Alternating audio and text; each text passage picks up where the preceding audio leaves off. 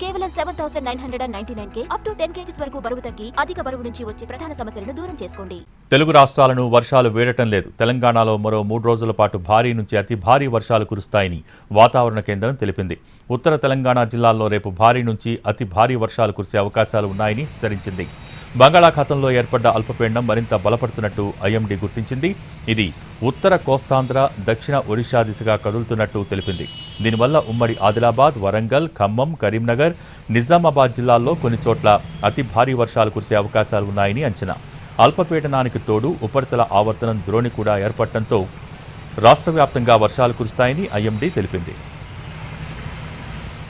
మరోవైపు వచ్చే 24 గంటల్లో పలు జిల్లాల్లో భారీ వర్షాలు, ఫ్లాష్ ఫ్లడ్స్ ముప్పు ఉందని వాతావరణ శాఖ హెచ్చరించింది. ముఖ్యంగా తూర్పుగోదావరి, పశ్చిమ గోదావరి, గుంటూరు, కృష్ణాతో పాటు యానాం ప్రాంతాల్లో ఆకస్మిక వరదలు సంభవిస్తాయని అధికారులు చెబుతున్నారు.